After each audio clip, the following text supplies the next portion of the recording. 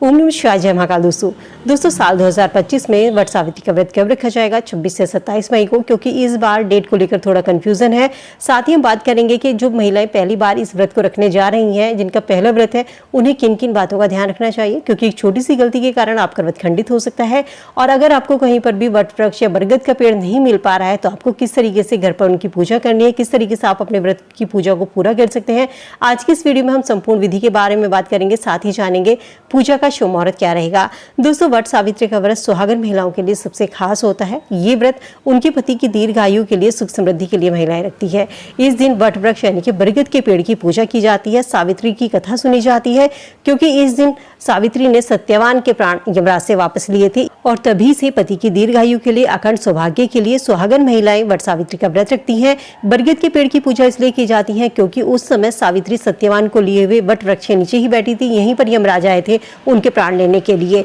हिंदू पंचांग के अनुसार हर साल जेठ महीने की अमावस्या तिथि पर वट सावित्री का व्रत रखा जाता है। इस बार अमावस्या तिथि 26 मई को दोपहर 12:11 पर शुरू होगी और 27 मई को सुबह 8:31 पर समाप्त होगी। सनातन धर्म में कोई भी व्रत या त्योहार उदय तिथि के आधार पर रखा जाता है, इसीलिए वट सावित्री का व्रत 27 मई को रखा जाएगा। इस दिन आपको पूजा विधि किस तरीके से करनी है, तो जिस दिन आपको व्रत रखना है उस दिन आपको सुबह जल्दी उठकर स्नान करना है, आपने मंदिर की साफ सफाई करनी है। और इस व्रत में पेड़ का सबसे ज्यादा महत्व माना जाता है, बरगद के पेड़ का। तो बरगद के पेड़ के नीचे की आपको साफ सफाई करनी है। वहां पर आपको एक छोटा सा मंडप बनाना है जहां पर आप पूजा करेंगे। वहां थोड़ा गंगा जल छिड़क करके रोली से, सिंदूर से उस जगह को आपको सजाना है। वट वृक्ष के नीचे साफ सफाई करके जहां पर पूजा स्थल आपको इस तरीके से तैयार करना है। अगर आपके पास सावित्री और सत्यवान की मूर्ति है तो उनकी मूर्ति को वहां पर स्थापित कीजिए। वहां पर वट वृक्ष को भी आपको जल अर्पित करना है। इसके बाद कच्चा सूत लेकर के, कच्चा सूत नहीं है तो कलावा लेकर के, या सफेद रंग के धागे का ज्यादा महत्व होता है, पूजा वाली शॉप से आपको मिल जाएगा।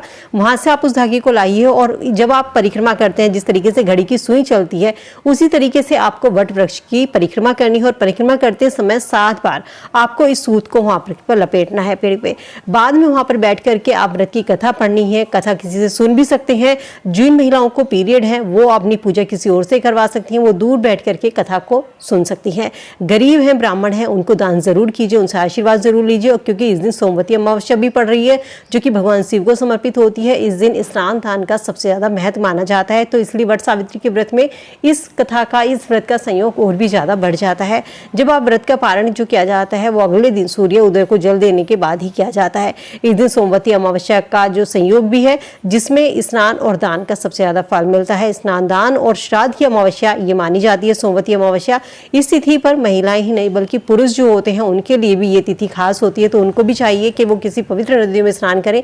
पवित्र नदियों में स्नान नहीं कर सकते हैं तो घर पर ही नहा, आपके गंगा जल होगा, नहाने वाले पानी में थोड़ा सा गंगा जल डालकर स्नान जरूर कीजिए। इस व्रत में पूजा पाठ करना, स्नान दान करने से अक्षय फलों की प्राप्ति होती है। पवित्र नदी में स्नान करके हमारे पितरों के नाम से अगर कोई पुरुष या महिलाएं तर्पण करती हैं तो उनको पितरों का आशीर्वाद प्राप्त होता है और पितर हमारे प्रसन्न होते हैं। इस तरीके से आप अपने घर पर इस तरह सत्यवान की, वट सावित्री व्रत की पूजा कर सकती हैं।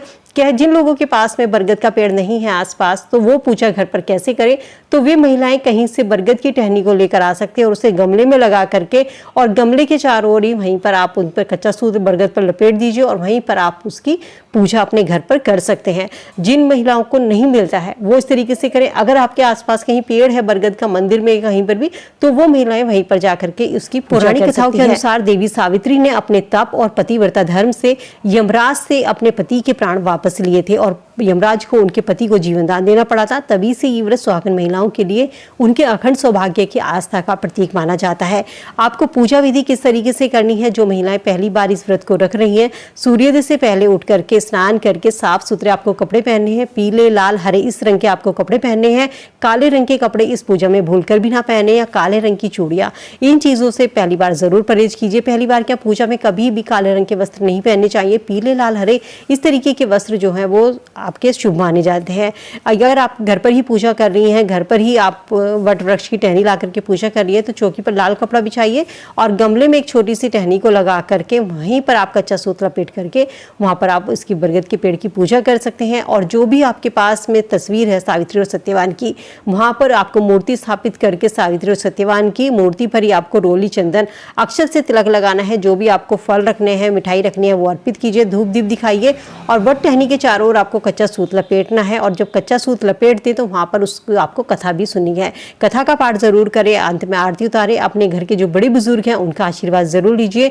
बिना आशीर्वाद के व्रत पूरा नहीं होता है। तो ये छोटी छोटी सी बातें होती हैं जो व्रत में जरूर ध्यान रखनी चाहिए। कुछ लोग कहते हैं कि इस व्रत को आप फलाहार रख सकते हैं, कुछ लोग कहते हैं कि निर्जला व्रत रखा जाता है।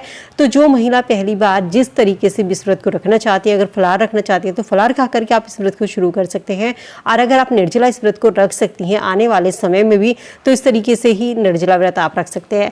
लेकिन कोशिश कीजिए आप कुछ फलाहार खाकर ही व्रत को शुरू करें। पहला जैसा व्रत रखा जाता है आगे तक व्रत वैसे ही रखे जाते हैं, क्योंकि आने वाला समय ऐसा होता है, कुछ नहीं कह सकते, कोई बीमारी है या प्रेग्नेंट है तो उस समय आपको कुछ ना कुछ खाना ही पड़ता है। तो जब भी पहला व्रत शुरू करते हैं तो व्रत में कुछ खा पी कर ही, फलाहार रख कर करके ही आप इस व्रत को पूरा करें, क्योंकि इन नियमों का पालन करना बेहद जरूरी होता है, वरना आपको पूजा का फल नहीं मिलता। और जिस तरीके से जैसा भी पहला व्रत आप रखते हैं, आने वाले व्रत भी आपको उसी तरीके से रखने होते हैं। वट सावित्री का व्रत रख रहे हैं तो दान दक्षिणा का जरूर ध्यान रखें कि जो गरीब हैं, जरूरतमंद लोग हैं, उनको दान जरूर कीजिए। इस तरीके से आप वट सावित्री का व्रत कर सकते हैं। उम्मीद करती हूँ दोस्तों वीडियो में दी गई जानकारी आप सबके काम आएगी। वीडियो पसंद आई तो लाइक शेयर जरूर कीजिए। चैनल पर नए हैं तो सब्सक्राइब करके बेल आइकन जरूर प्रेस कर ले, ताकि आने वाले समय में आपको ऐसी ही वीडियो और मिल सके। मिलती हूँ नई वीडियो में नई जानकारी के साथ। स्वस्थ रहिए, खुश रहिए।